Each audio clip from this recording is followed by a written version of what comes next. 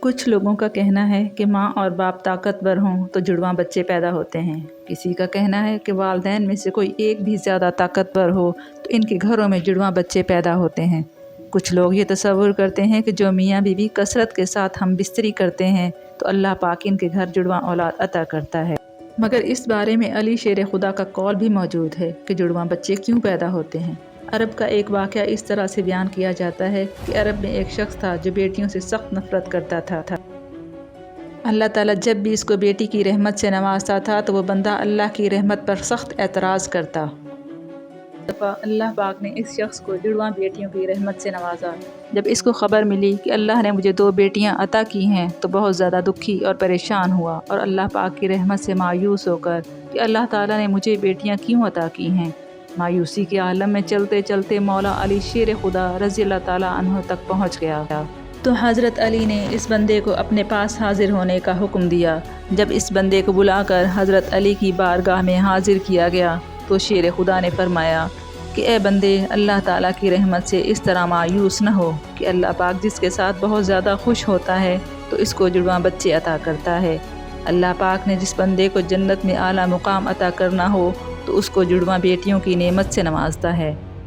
اس سے ظاہر ہوا کہ اللہ تعالیٰ اس بندے کی آخرت سنوارنا چاہتا ہے تو اللہ پاک اس کے گھر میں جڑواں بیٹیوں کا تحفہ عطا کرتا ہے۔ اللہ کے بندے، میں نے نبی کریم صلی اللہ علیہ وآلہ وسلم کی زبانی سنا ہے کہ اللہ پاک اس بندے کو جنت عطا کرتا ہے۔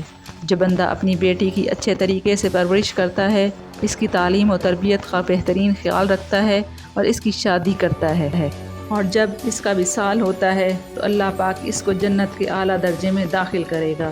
حضرت علی کی بارگاہ میں کسی نے عرض کیا، امیر المومنین، عورت جب حاملہ ہو جاتی ہے تو ہم کو کس طرح معلوم ہوگا کہ اس عورت کو لڑکا پیدا ہوگا یا لڑکی یا جڑواں بچے؟ حضرت علی نے اس کو مخاطب کرتے ہوئے فرمایا، اے اللہ کے بندے، بچے کی پیدائش کے بارے میں تو صرف اور صرف اللہ کی ذات ہی بہتر جانتی ہے کہ اللہ پاک نے اس عورت کو لڑکی یا لڑکا عطا کرے گا یا پھر جڑواں، یہ تو اللہ ہی بہتر جانتا ہے۔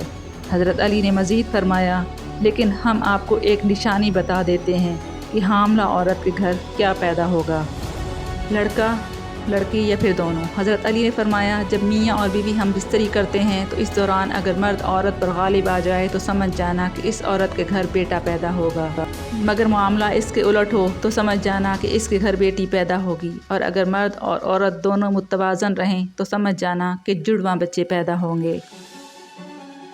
اب ہم آپ کو بتاتے ہیں کہ سائنس کی روشنی میں جڑواں بچے کیسے پیدا ہوتے ہیں۔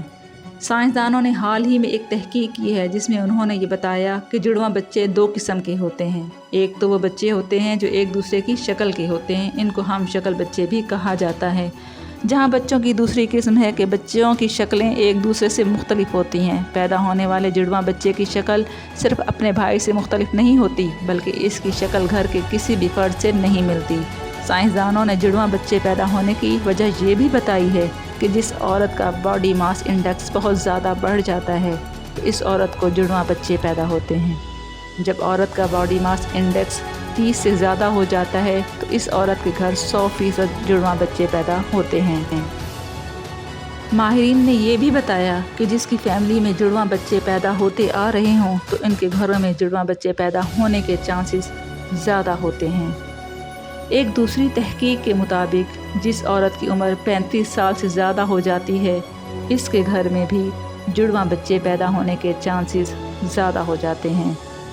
ایسی خواتین کو ہارمون کے ذریعے انڈے سے انڈے نکلتے جاتے ہیں، اس لیے جتنی مقدار میں ہارمون نکلیں گے اتنے ہی زیادہ انڈے نکلیں گے، اور اس عورت کے گھر جڑواں بچے پیدا ہونے کے چانسز بڑھتے جائیں گے۔ اللہ سے دعا ہے کہ وہ نیک اور پرہیزگار اولاد عطا فرمائے، آمین۔